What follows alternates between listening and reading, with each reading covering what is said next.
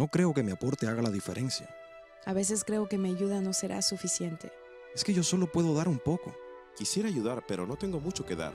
Mira a tu alrededor y verás que las grandes maravillas que nos rodean surgieron a partir de la suma de pequeños pasos. Ese majestuoso árbol que observas comenzó siendo una diminuta semilla que alguien plantó para que después, con la ayuda del sol, el agua y el aporte de microscópicos nutrientes, poco a poco creciese hasta convertirse en lo que hoy es. Un gran árbol lleno de vida que comparte sus frutos, su sombra y su cobijo a todos los que a él se arriman. Nunca pienses que tu aporte no será determinante. Recuerda que la suma de muchas pequeñas acciones pueden convertirse en una gigantesca fuente de bendición para ti y para todos los que te rodean. Envía tu aporte hoy con lo que dispuso tu corazón en el link que aparece en pantalla, porque si siembras bendiciones hoy, mañana bendiciones cosecharás. ויהיו חיי שרה 100 שנה ו20 שנה ו7 שנים שני חיי שרה ותמות שרה בקריית ארבע היא חברון בארץ כנען ויבוא אברהם לספוד לשרה ולבכותה ויקום אברהם מעל פני מתו.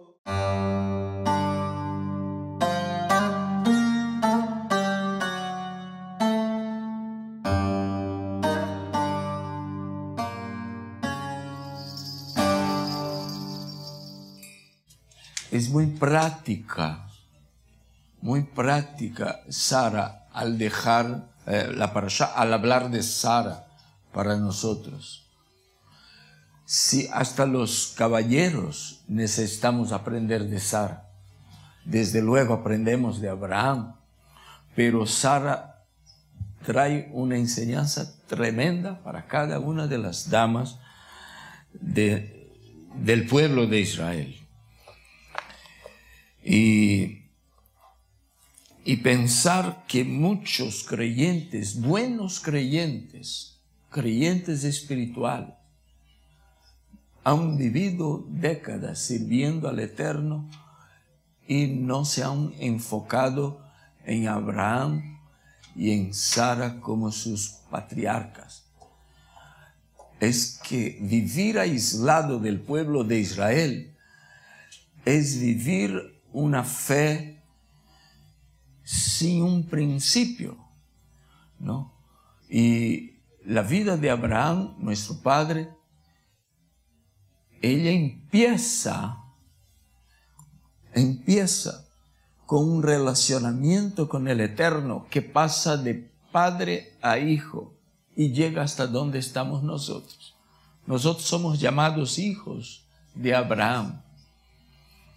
Y mucha gente se cree hijo de Abraham y sucede aquella cosa chistosa que de repente les hago recordar y no parece con el padre, ¿no? Mujeres hijas de Sara, pero no parece, no tiene trazos de su madre. Y en Parashat Hayei Sara se enfoca con la muerte de Sara y la relaciona con el casamiento, la boda de Isaac. Y cuando Eliezer regresa de las tierras donde vivió Abraham su antigua vida, porque allá va a buscar esposa para el hijo de su amo, para Isaac,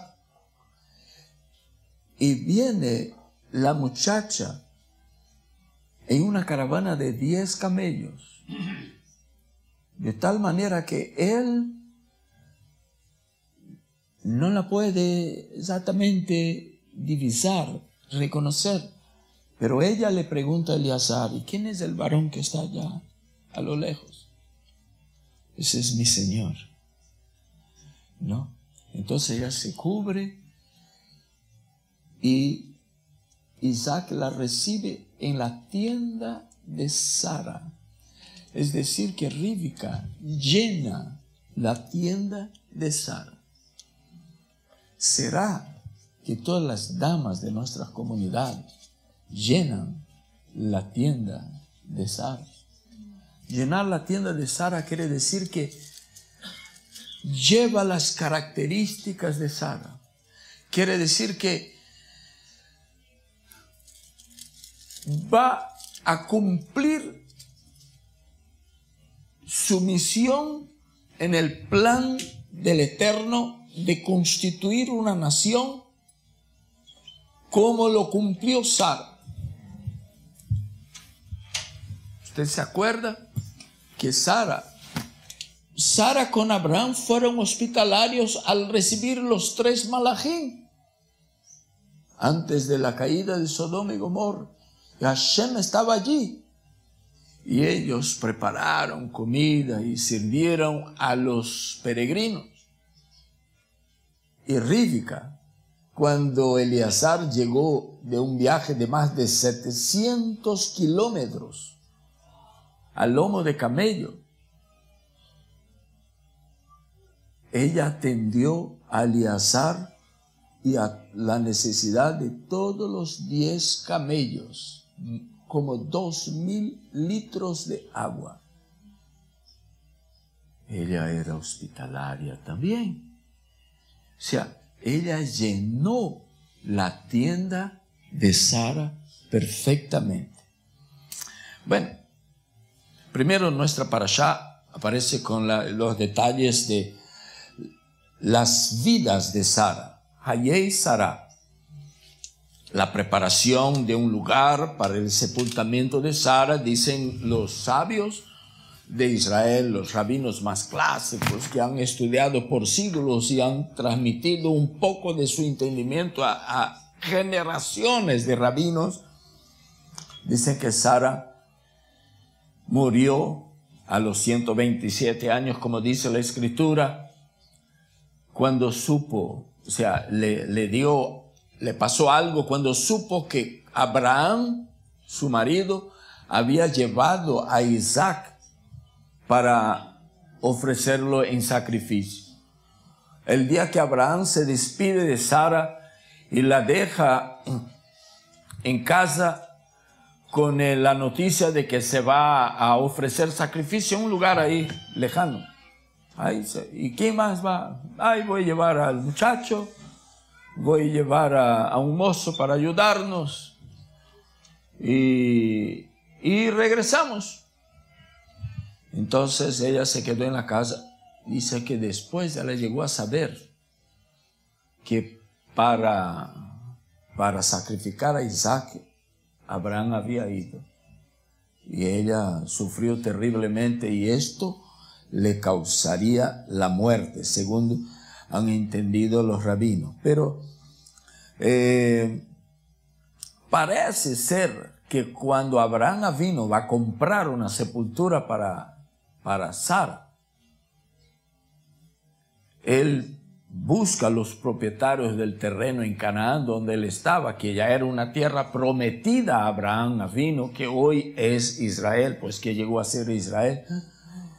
Entonces él tuvo la oportunidad de ganársela gratis. Pero como fue leído aquí, bien claro para nosotros, que Abraham no quiso así.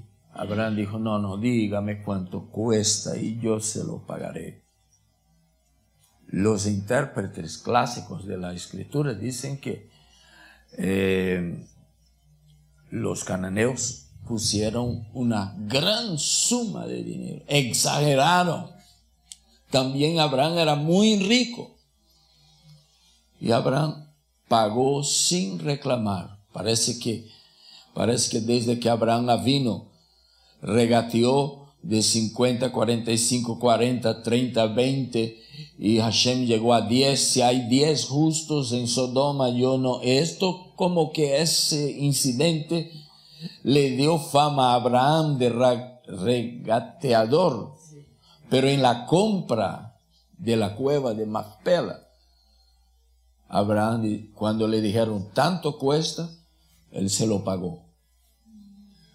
Eso parece que Hashem nos está queriendo decir que nosotros tenemos que aprender de esto, un poco de cómo tratar inclusive a nuestros muertos. A honrar inclusive a nuestros muertos. Y yo no voy a tener otra oportunidad para hablar de esto, yo voy a tener que aprovechar un poco, ¿no? Así que ustedes me van a soportar.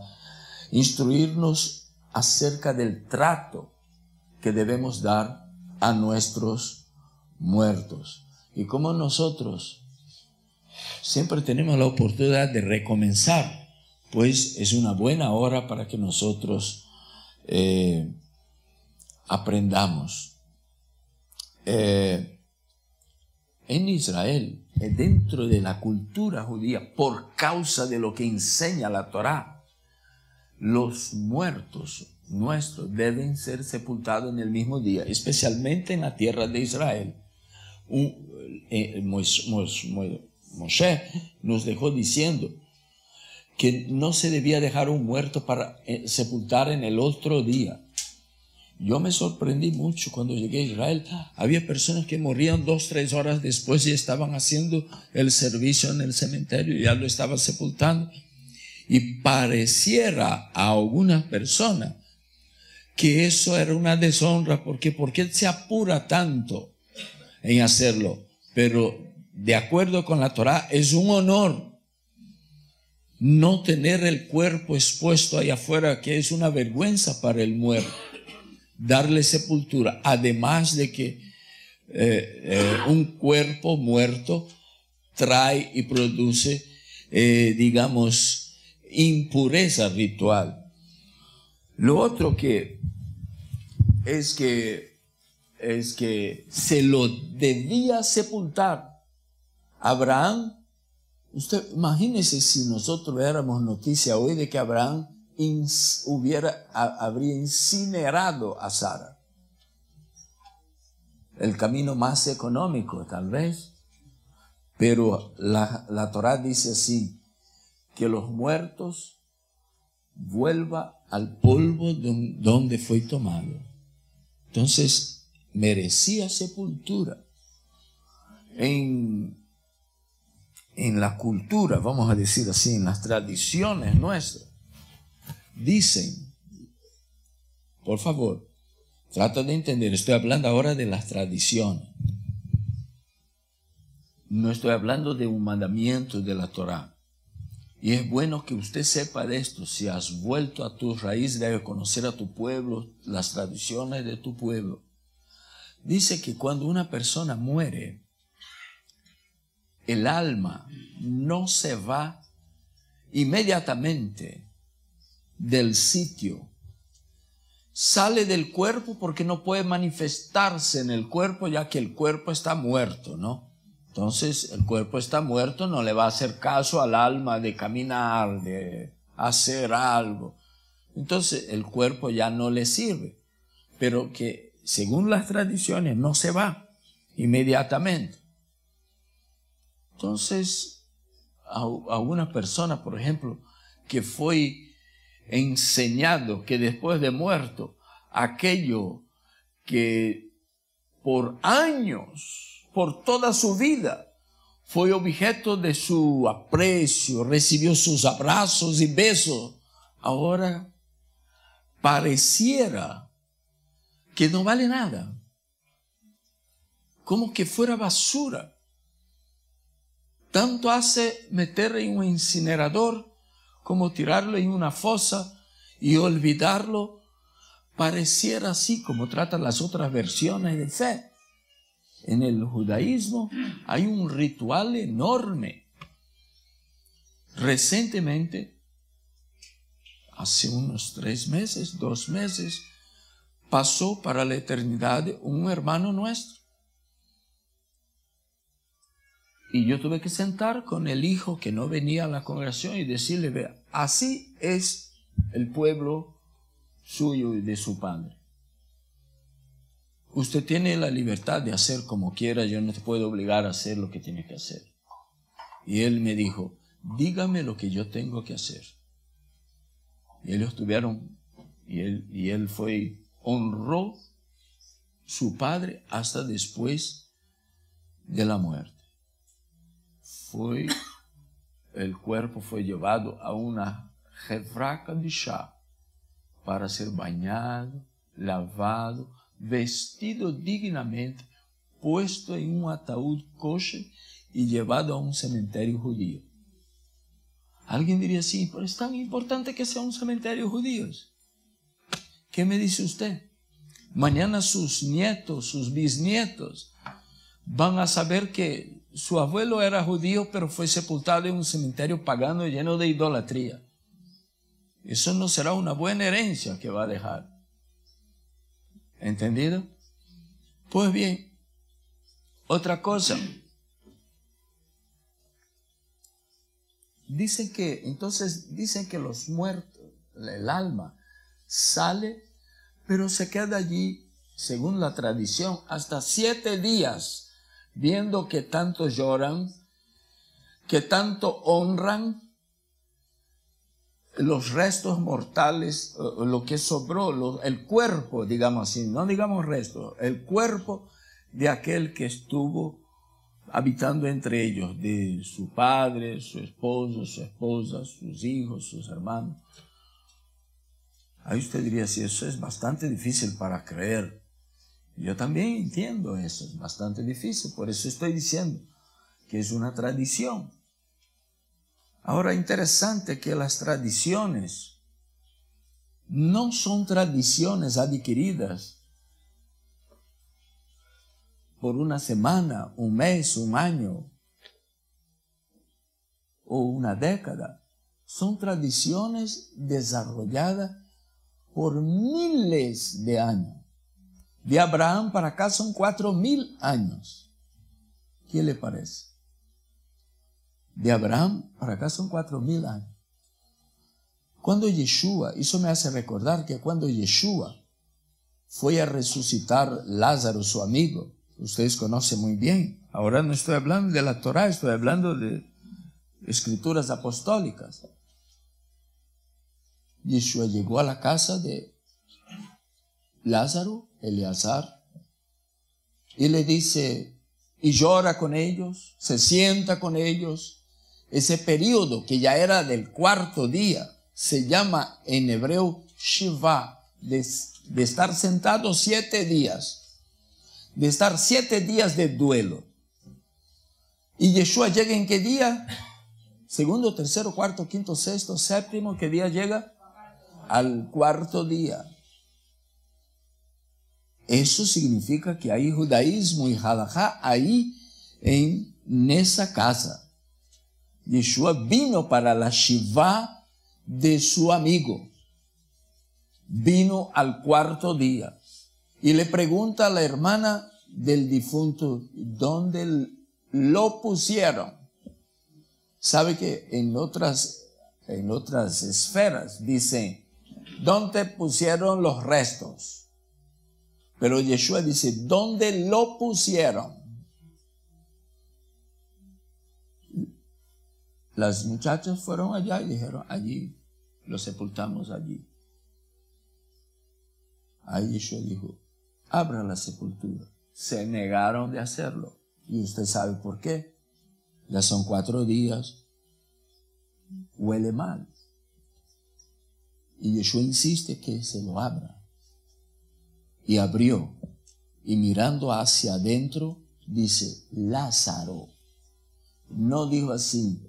No miró hacia el cielo, hacia las nubes, para decir, Lázaro, ven, métete acá y sal. No, le dijo, Lázaro. ¿Y quién dijo que Lázaro estaba allí? Si Lázaro fuera cristiano, no estaba allí. Estaría allá en el cielo, descansando, intercediendo por los demás. Ustedes se me ríen, pero sucede que Lázaro era del pueblo de Israel. Era judío. Así que esto hasta corrobora para que yo reconsidere, respeto las tradiciones de nuestro pueblo. ¿Se da cuenta ustedes? Como está lleno de judaísmo en el Brit Hadashah. Lázaro, ven fuera. Y Lázaro salió de allí. ¿Y qué estaba haciendo Lázaro allí? Que él no era cristiano.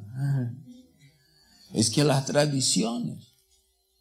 Una vez Rab Shaul dice así, que debiéramos obedecer las tradiciones. Pero como en la traducción al español y al portugués dice la doctrina de los apóstoles. Y allá en hebreo, en griego está escrito las tradiciones de los apóstoles. Bueno, no sé si serán también esas tradiciones, pero eso queda con cada uno de nosotros. Eso les dejo como tarea para pensar. Resulta que Lázaro salió y mandaron a desatarle a Lázaro, no al cuerpo, ¿entendió? Bueno, eso es solo para dejarles pensando sobre los honores que se le debe dar a los difuntos. No sé si ustedes ya pensaron alguna vez en el profeta Elías y el profeta Eliseo. De Elías no sabemos mucho de la muerte de Elías, pero de la muerte de Eliseo algo sabemos, ¿no es así?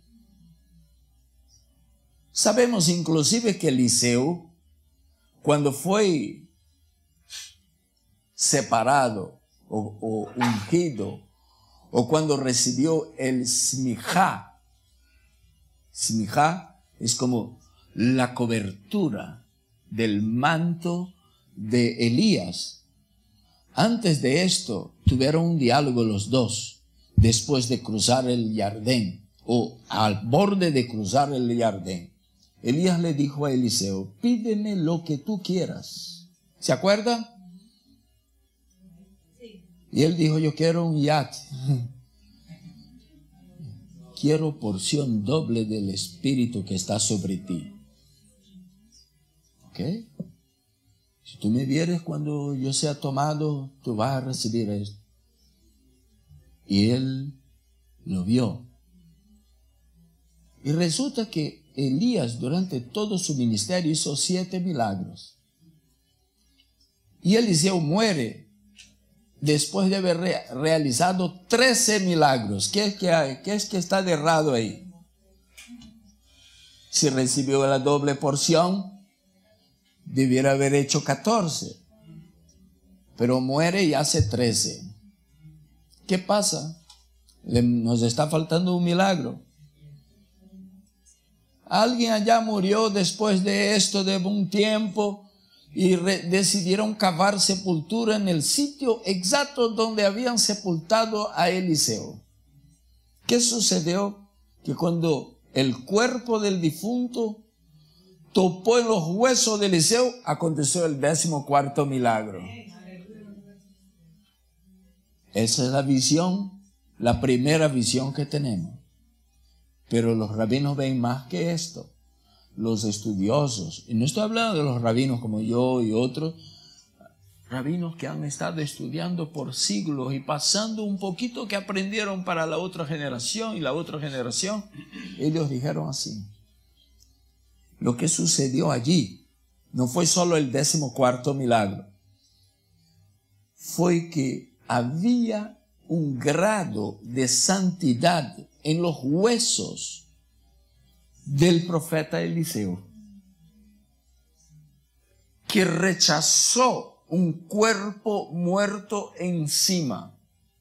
¿Me puede entender? Estoy hablando el español, porque como no es mi idioma, yo lo abracé, pero no es el propio, de repente no me explico bien. La santidad que había, el grado, cualquiera que sea, de santidad que había en los huesos del profeta Eliseo, rechazaron un muerto encima. Y la forma de rechazar no es que el muerto le tiran el muerto le cae en la mano de los que le tiraron. No, el muerto sale vivo, resucitado. Esto para mí no es difícil de creer. Oiga bien, tal vez le sea para usted. No hay ningún problema, no hace falta creer si te hace muy difícil creer. Pero a mí se me hace fácil creer, porque hay un grado de impureza en un cadáver. Y si hay un grado de santidad en los huesos de Eliseo y los Y lo hubo. ¿Y por qué está tan seguro usted de que hubo, rabino? Porque hubo una resurrección allí cuando topó en los huesos. Si hubo un grado de santidad en los, perdone que diga esto, en los huesos de Eliseo, ¿por qué no habrá un grado de santidad en los huesos de nuestros muertos? Respóndame usted esa pregunta. Le doy de tarea a la casa. Si ha vivido en los caminos del Eterno, si ha procurado obedecer a Hashem, si ha vivido en el camino de la redención, si ha arrepentido y aceptado a Yeshua. Nos dice la Escritura, la fe que una vez fue dada a los santos, dice que vosotros sois nación santa, pueblo adquirido. Entonces hay santidad en nosotros. Hashem ha compartido santidad en nosotros. Entonces hay un grado de santidad en aquel cuerpo que fue depositado allí. Entonces hay que tratarlo con honores. Cuando dice honra padre y madre, no dice mientras vivan. ¿Cuántos están de acuerdo conmigo? ¿Y por qué tiene que ser solo mientras vivan? ¿Se puede seguir honrando a los padres después que los mueran? ¿Puede o no puede? Se puede. Se puede deshonrar también, si así lo quiera. Que Hashem guarde, Elohim Yishmor. Entonces, llámelo la santidad que reposa sobre el cuerpo de un tzadik o de una mujer, en el caso de Sara, tzadiká. Entonces hay que tratarlo con respeto, con honores, ¿no? Hay que pensarlo bien. Y si después de tanto tiempo todavía había santidad, que cuando el muerto cae sobre los huesos, no cae sobre el cuerpo, sino sobre los huesos, la calavera, digamos así, de Eliseo, el muerto es resucitado. Entonces, ya había pasado mucho tiempo y sin embargo había santidad en aquellos huesos todavía. Había poder, en términos más populares. Y él realizó, aún después de muerto, el milagro que faltaba para justificar haber recibido la doble porción de su maestro Elías. Bueno, esto lo vamos a dejar para que ustedes piensen. De la próxima vez me dirán así: wow, yo no había pensado en esto. Les voy a contar para ustedes una pequeña historia de la vida real en Rusia. Resulta que Rusia, como todos ustedes saben, vivió bajo la dictadura, si no estoy equivocado, 70 años. Puede ser alrededor, un poquito más, un poquito menos. Es decir, que durante 70 años esta nación tuvo cerradas las puertas de los templos, sean ellos cristianos o judíos. A lo mejor de otras religiones que había ahí también, estaban todos cerrados.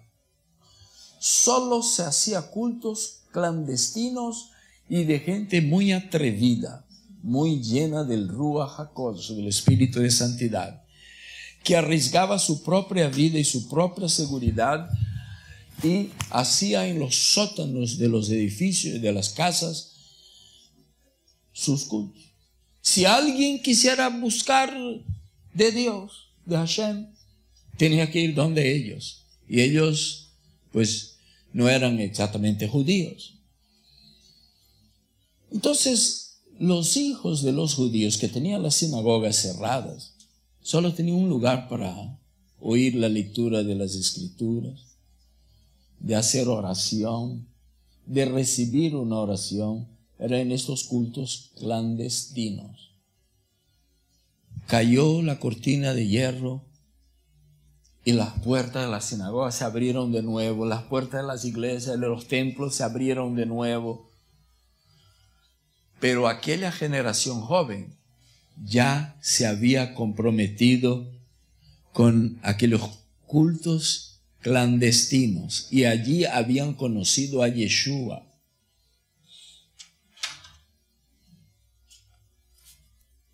Hay 7 millones de judíos en Israel,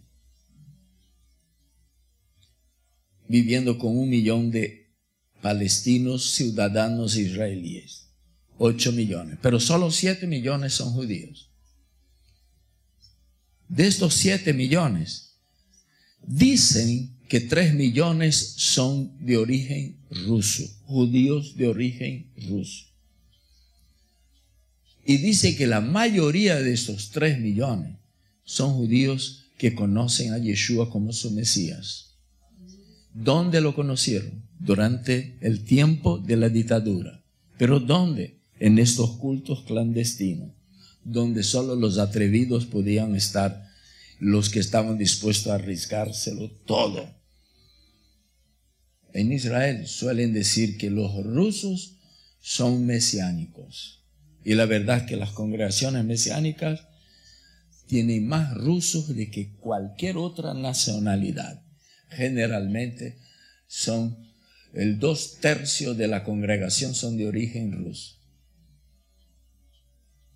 ¿Sabe cómo ellos hicieron aliyá?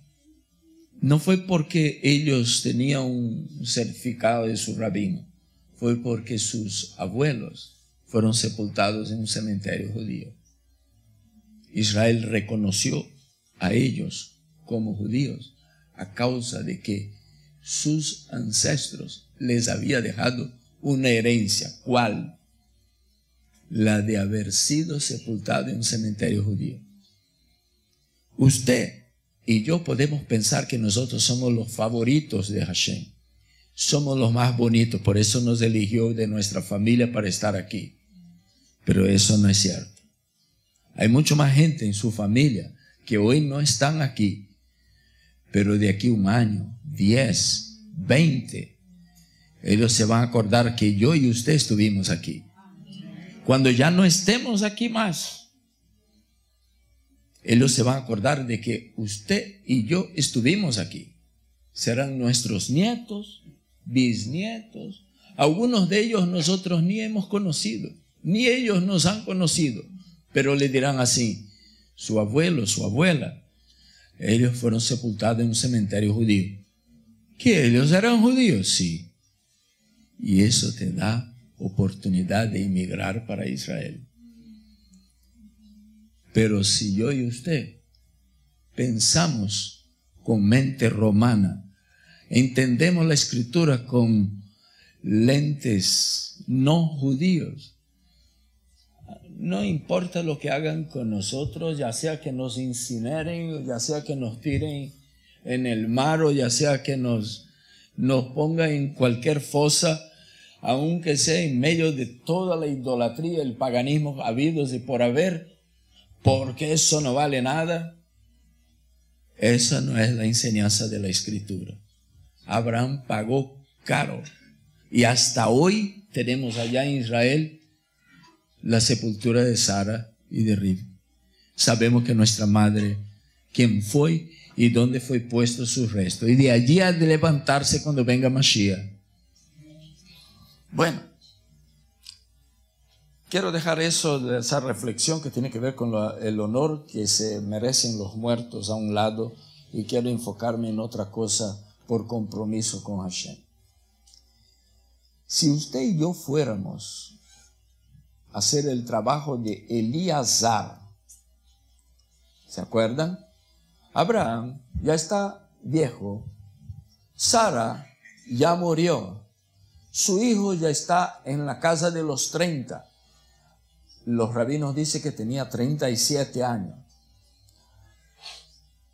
Y hasta los 37 años no encontró novia, no encontró una esposa. Vivían en Canaán. Isaac fue el único que no fue a Egipto. que siempre pasó en tierra de Canaán. Y Isaac le dice, Abraham le dice a Eleazar, su siervo: vaya a mi tierra, a la tierra de donde yo salí. Allá tengo parientes. Busca esposa para mi hijo. Y él fue. Y como todo un buen creyente, queriendo ser leal a su jefe, a su patrón, Eleazar. Elí quiere decir mi Dios, Azar ayuda, mi Dios ayuda. Y realmente Hashem le ayudó a Eleazar a encontrar esposa para Isaac. Pero resulta que ya para llegar al local, después de 700 kilómetros de viaje, Eleazar dice: ¿cómo hago? Y cuando llegue allá, mejor voy a hacer como hacen la mayoría de los creyentes: voy a pedir una señal a Hashem. La primera que yo vea, yo le voy a decir así: deme de beber. Si ella dice sí, toma de beber, y espera, voy a dar de beber a todos los camellos tuyos. 2000 litros de agua. Era una prueba demasiado fuerte, ¿no? La primera que me sonríe, o la primera que yo encuentre esté orando, la primera que esté mirando al cielo, que traiga una rosita acá en la oreja. Él fue por una señal bien difícil. Una muchacha que tenga la fuerza, el ánimo de dar de beber, sacar del pozo balde por balde y llenar el bebedero para satisfacer a 10 camellos, tiene que ser fuerte, tiene que ser valiente, tiene que ser saludable, tiene que ser muy hospitalaria, tiene que ser generosa. Señor, yo ya le di agua, usted vea lo que hace con sus camellos. Ya no serviría para ser la esposa de Isaac, de nuestro padre. Él solo pidió para él, y ella le dio a él y le dio a los 10 camellos. Bueno, cuando ella hizo esto, él dijo: estoy delante de la esposa del hijo de mi Señor. Comenzó a ser generoso con ella también, y terminó llevándola para Abraham, para entregarla a Isaac. ¿Por qué él no se fijó en espiritualidad? ¿Por qué la prueba no fue así? Ay, si yo la encuentro leyendo la Biblia. Ay, si yo la encuentro de rodilla orando, esa va a ser. Yo me acuerdo de un asunto de la vida real. Yo conocí la persona, un muchacho de unos 36 años que estaba orando por una esposa, y él se fue a una vigilia y dijo, y en medio de la vigilia orando horas y horas allí de rodillas, él dijo: Señor, cuando yo abra los ojos y vea, esta será. No puedo esperar más. Y abrió, y había una hermana bien ancianita mirándole, riendo así, le faltaba la mitad de la dentadura. Y yo: ¿y qué dijiste? Y yo dije: Señor, deja de broma.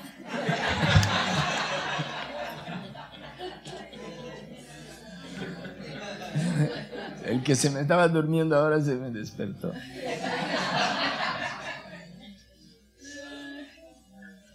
La prueba involucraba generosidad. En otras palabras, la primera que yo encuentre y sea generosa conmigo y con mis camellos, esta será. El asunto, uno se pregunta: si yo fuera Eleazar, ¿esto era lo que yo haría? Esta sería la prueba que yo pondría, tal vez no, porque nosotros pensamos que generosidad no va de brazo con espiritualidad. Nosotros pensamos que una persona puede ser espiritual y no ser generosa. O pensamos que de repente puede ser generoso y no ser espiritual. Pero no es así para Eleazar, cuyo nombre significa mi Dios ayuda. La generosidad y la espiritualidad van de brazo, de manos dadas, son inseparables. Y si él necesitaba de una mujer como Sara para llenar la tienda de Sara, habría de ser una mujer espiritual. Pero la espiritualidad es impalpable. La espiritualidad puede ser invisible. Pero la generosidad, ella se convierte en dádivas. Entonces él dijo, la que sea generosa conmigo, deme un poco de agua. Él dijo, le voy a dar agua, pero déjame dar también a los camellos, y dio todo a los camellos también. Fue generoso. Hermanos amados, primero, es casi imposible ser judío sin ser generoso, porque el hecho mismo de ser de esa nación, ser lo que es, ha contribuido para con el mundo con más de la mitad de todas las patentes habidas y por haber. Todas las patentes del mundo, más de la mitad le salieron del pueblo de Israel. O sea, todas las naciones se han beneficiado de Israel. Es casi imposible ser judío sin ser generoso. Pero hay gente que vuelve a sus raíces, pero parece que vive todavía con la vida anterior. No son generosos. Tienen una dificultad para la generosidad tan grande. Hay gente, mejor que aquí no hay eso, pero por ahí es lo que más hay. Eleazar decidió pedir una prueba de generosidad en la chica para poder satisfacer las exigencias de Abraham. Si nosotros consideramos que Abraham allí aparece como nuestro Padre Celestial, como un tipo que es capaz de amar tanto, que da a su hijo único, y que Isaac es como un tipo del Mashiach, ¿no? Que está dispuesto. Casi todos piensan que era un bebé que Abraham puso sobre la leña y lo iba a cuchillar. Tenía más de 30 años. O sea, que consente, que se permite, que se ofrece como sacrificio. Un perfecto tipo de Yeshua. Y la generosidad fue que acercó a Rivka de Isaac. Entonces, nuestra generosidad también es evidencia de acercamiento de nosotros con el Mashiach. Si no somos un pueblo generoso, entonces, ¿cómo nos vamos a acercar al Mashiach, que nos ha dado lo más precioso, ha entregado su vida por nosotros? Entonces, la generosidad fue la señal, fue la virtud que le trajo a Rivka a la tienda de Sara. Y no será otra cosa que nos va a traer a unirnos con el Mashiach. Nuestra generosidad es tan importante que ella dice que nuestra confianza está en Hashem, de que todo lo que tenemos viene y procede de Él, de que Él no nos va a dejar faltar nada, que si Hashem es mi pastor, nada me faltará. No importa si yo soy generoso, si soy generoso, Él va con mayor razón, Él me va a bendecir. ¿Podemos entender esto? Si podemos entender eso, entonces habremos aprendido más de la mitad de Parashat Hayei Sarah. Que Hashem nos bendiga. Amén.